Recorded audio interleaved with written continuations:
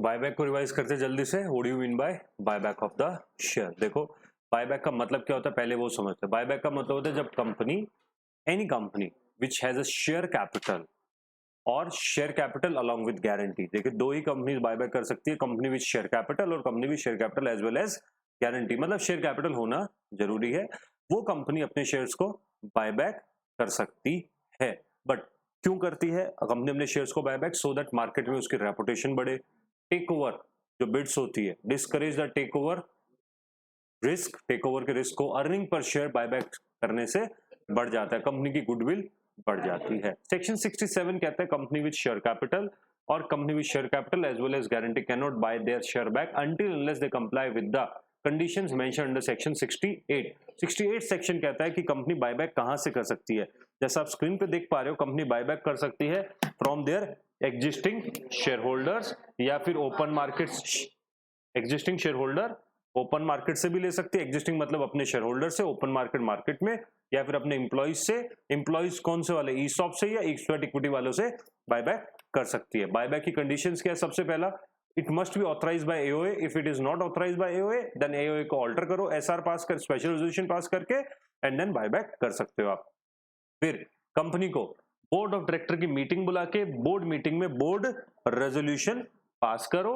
Board resolution का से कितना? 10% of paid up capital, paid up equity capital है ये, paid up equity capital plus free reserves आप बायबैक कर सकते हो with in 1 year. 10% of paid up equity share capital maximum, but in case if the company wants to buy more than 10% then company can do so by passing a special resolution and then company can buy 25% of paid up capital। यह equity नहीं है, paid up capital plus free reserves 25% तक एक साल का ले सकती है। साथ ही साथ एक सवाल आता है कि इसका सोर्स क्या होगा कंपनी का? कंपनी बायबैक का पैसा कहां से लेके आएगी? कंपनी को बायबैक का पैसा लेने के लिए आप सिक्योरिटी प्रीमियम यूज कर सकते हो which is mentioned in section 52, free reserve से ले सकते हो या फिर प्रोसीड्स ऑफ शेयर से ले सकते हो, बट सेम क्लास की प्रोसीड से बायबैक नहीं हो सकता था। फिर उसके बाद में debt equity ratio, post buyback debt equity ratio कितना हो सकता है आपका? 2:1। इसका एक एग्जांपल दिया, सपोज एट प्रेजेंट आपका डेट इक्विटी 200 आपका डेट है और 500 आपका इक्विटी है। कंपनी बायबैक करना चाहती है 400 का, तो पोस्ट इश्यू डेट हो जाएगा फिर से 200 और इक्विटी रह जाएगी 500 में से 400 बायबैक करने पर 100, तो कंपनी का रेशियो हो गया 1:2, परफेक्ट है। बट कंपनी इससे ज्यादा लेना चाहे अगर 400 से तो कंपनी नहीं ले सकती है। अच्छा, इसके बाद में share should be fully paid up, SEBI के कंप्लाई करना है और लेटर ऑफ ऑफर आपको इश्यू करना है। देखो फिर से एओए का अलाउ होना चाहिए, board resolution, special resolution, sources बता दें, डेट इक्विटी बताना है आपको 2:1 मैक्सिमम, फुल्ली पेड अप होनी चाहिए, सेबी से कंप्लाई करना पड़ेगा आपको, साथ ही साथ लेटर ऑफ ऑफर एक इश्यू करना पड़ता है SH8 फॉर्म में आरओसी को। आपको बायबैक से पहले रजिस्ट्रार ऑफ कंपनीज को फॉर्म नंबर SH8 में लेटर ऑफ ऑफर इश्यू करना पड़ता है and same letter of offer आपको डिस्पैच करना है शेयर होल्डर्स को at least 21 days before, within 21 days from the issue of letter of offer to the ROC. फिर से आरओसी को जिस दिन दिया इसके 21 दिनों के अंदर अंदर, ये दोबारा बता देता हूं, लेटर ऑफ ऑफर आपको बनाना है और एक आरओसी को देना है बायबैक से पहले। सेम लेटर ऑफ ऑफर की लोगों को बताना है कि भाई हम आपके शेयर खरीदना चाहते हैं। सेम ही लेटर ऑफ ऑफर आपको क्या करना है? आपको डिस्पैच करना है। कितने दिन में? सर जिस दिन आरओसी को दिया था उसके 21 दिनों के अंदर अंदर शेयर होल्डर को डिस्पैच कर दीजिए।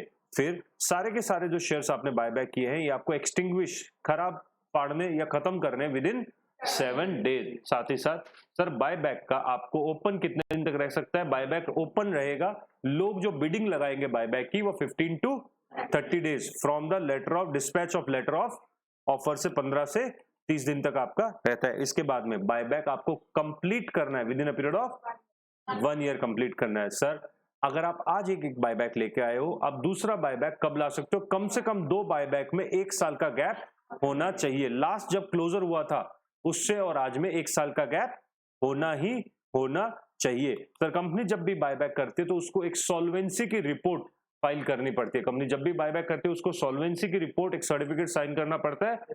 सॉल्वेंसी सर्टिफिकेट का फॉर्म है SH9। वो आरओसी और सेबी को, अगर लिस्टेड हो तो सेबी को भी देना पड़ेगा। साइन कौन करेगा? 2 डायरेक्टर इंक्लूडिंग 1 मैनेजिंग डायरेक्टर।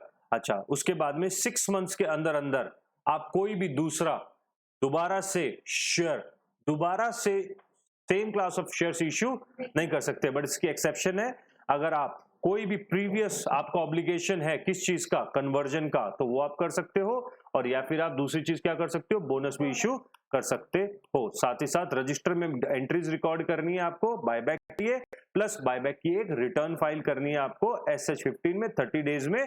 उसमें 2 डायरेक्टर और 1 मैनेजिंग डायरेक्टर के साइन होते हैं। कुछ कंपनी सेक्शन 70 के अकॉर्डिंग प्रोहिबिट होती है बायबैक करने से, ये कंपनीज बायबैक नहीं कर सकती। कैसे? You can not buyback through subsidiary, you can not buyback through investment agents. Also अगर आपने ये डिफॉल्ट किए हैं, 2 टाइप के डिफॉल्ट है, डिफॉल्ट 1 एंड डिफॉल्ट 2, अगर आपने इन 2 टाइप के डिफॉल्ट्स को किया तो आपको बायबैक नहीं अलाउड है। कौन सा default? If you declared dividend आपने पे ऑफ नहीं किया सेक्शन 123 में, आपने मैच्योर डिपॉजिट का प्रिंसिपल या इंटरेस्ट नहीं दिया, आपने मैच्योर लोन का प्रिंसिपल या इंटरेस्ट नहीं दिया, आपने मैच्योर डिपॉजिट का प्रिंसिपल या इंटरेस्ट नहीं रीपे किया, और आपने प्रेफरेंस शेयर होल्डर का रिडम्पशन का पैसा ड्यू हो चुका है बट आप पे नहीं कर रहे हो, या फिर डिविडेंड नहीं दे रहे हो। साथ ही साथ अगर आपने डिफॉल्ट किया है सेक्शन 92 में एनुअल फाइलिंग का, तो भी, अगर आपने 127 में failure to distribute the dividend किया तब भी, या 129 में फाइनेंशियल स्टेटमेंट का डिफॉल्ट किया तब भी, ये सब आप नहीं कर सकते। और सारा का जितना पैसा आप यूज करते हो उतना CRR में आपको डिपॉजिट करना पड़ता है। इसी के साथ ये खत्म होता है। Thank you. आगे क्वेश्चंस गिवन है वो देखो जल्दी से।